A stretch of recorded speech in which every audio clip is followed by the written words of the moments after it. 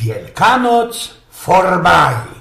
No toż cinom leciało. Dopiero mieliśmy dzieciątka, sam już tydzień po Wielkanocy. I wiecie, ludziska zawsze się wadzili, kiedy jako powrowie święta są ważniejsze. Jeśli to te przyjście Bożego Dzieciąteczka, tym najbardziej zocnym święty, albo wielkanocny czas, kieci to nasz Pan Jezusek zmartwychwstał. Jedni gadają, że kiejby Pombuczek nie posłał sam mną na ziemię swojego synecka, te dzieciątko, to by nie szkorzy nie było Wielkanocy. Ale to też tak nie da naisto prawda. Bo w tej naszej wierze to, że Maria z Magdaleną srodze się stropili, kiedy uwidzieli ta srogach, no berga, którą Pan Jezusowy grób był przyklapnięty, jest odkulano na bok, a sam grób jest blank próżny i no tam ostała taka poszwa, we którego był ci on owinięty, znaczy, co my też kiejsik tam z martwych wstanemy. Od tego też wzięno się miano Wielkanoc, bo naisto to noc była srogo, kiedy ten Pan Jezusek ze groba powstał, chociaż go w nim taką srogą bergą klapnęli. I tak się we tym moim głupim Filipie medykuje, i że tak po prawdzie bez pombuczkowego narodzenia nie byłoby się przydarzyło to, co łuński tydzień wspominali.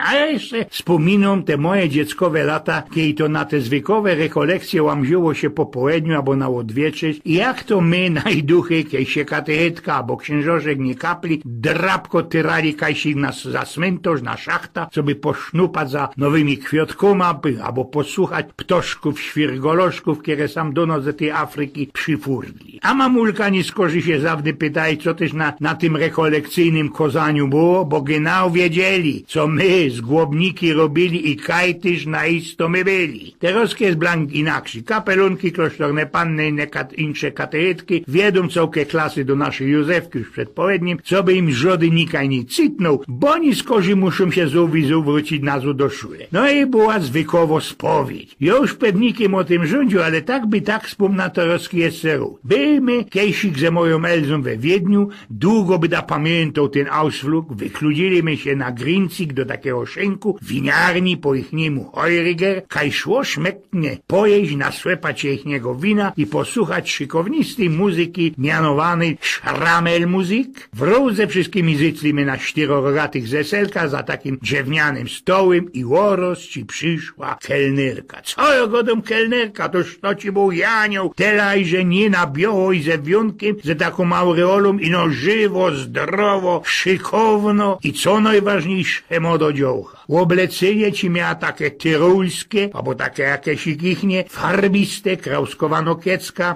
na wierzchu szaty ze takim dupnym dekoletem, auśnitym, a miała ci ona co pokazować, a że miała. Moja Elza godała nie skorzy i że po prawdzie już bez 30 lat na babskim oddziale w Lazarycie robi, ale takich srogich, wizgiernych i sztram cycków ty jeszcze nie widziała. Kiedy my ją za jednym kamraty miną ujrzeli, tak zaroski napoczli sztalować roztomajte jodło i ich nie ma szkytne białe wino. No ale po lekuśku, koż do tajla oddzielnie.